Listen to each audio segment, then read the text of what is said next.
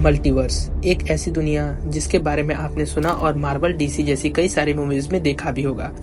यह दुनिया हमारी दुनिया के ठीक विपरीत होती है।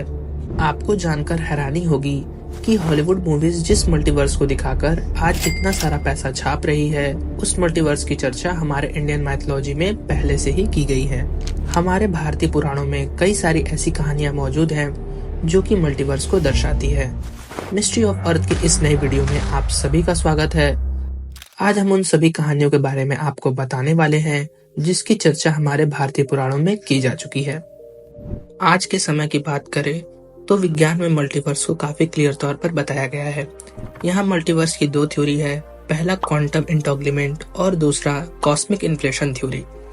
ये दोनों थ्योरी विज्ञान के दृष्टिकोण से काफी जटिल है, लेकिन भारतीय पुराणों में इन सब के बारे में पहले से ही लिखा हुआ है। मल्टीवर्स को टाइम ट्रैवल के साथ भी जोड़ा जाता है। टाइम ट्रैवल, जिसे हम समय यात्रा भी कहते हैं, जिसका वर्णन हमारे पुराण भगवद गीता में पहले से ही किया गया है। हमारी पहली मल्टीवर्स की स्टोरी भी भगवद गीता के चैप्टर 8 वर्स 17 से ली गई है, जिसमें श्री कृष्ण जी कहते हैं कि ब्रह्मा जी के प्लेनेट का एक डे टाइम पीरियड हमारे पृथ्वी के 432 करोड़ साल के बराबर है। ये सुनने के बाद आप भी जरूर हैरान हो गए होंगे, लेकिन ये तो कुछ भी नहीं है। आगे की कहानी तो और भी हैरान करने वाली है। यह कहानी है महाराजा कुकुदमी की, जिनके पास काफी शक्तियां थी।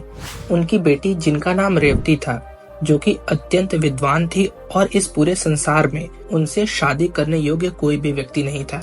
जिससे परेशान होकर उनके पिता ने कुछ ऐसे विद्वानों की लिस्ट बनाई जो कि उनकी बेटी के साथ शादी करने योग्य थे, और महाराजा कुकुदमी उस लिस्ट को लेकर ब्रह्मा जी के प्लेनेट पर पहुंचे, जहां उन्होंने द लॉर्ड ब्रह्मा से अपनी बेटी के लिए सही वर चुनने का निर्णय लेने की प्रार्थना की।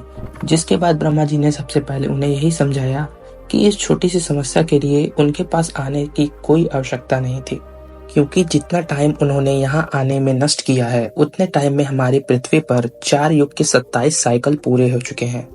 जिस बात से यह साफ पता चलता है कि हमारे पृथ्वी के अलावा अन्य प्लेनेट पर टाइम कितनी तेजी से खत्म होता है।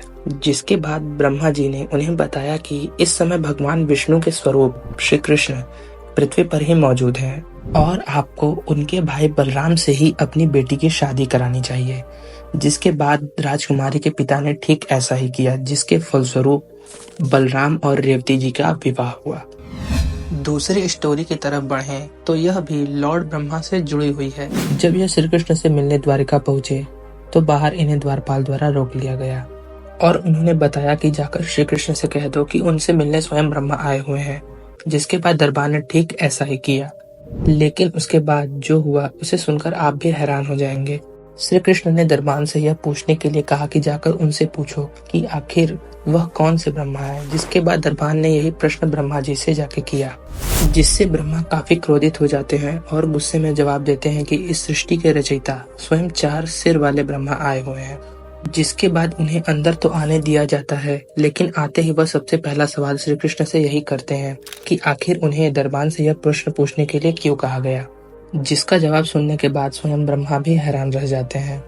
श्री कृष्ण उन्हें एक स्वप्न दिखाते हुए बताते हैं कि इस पूरे सृष्टि में केवल आप ही ब्रह्मा नहीं हैं।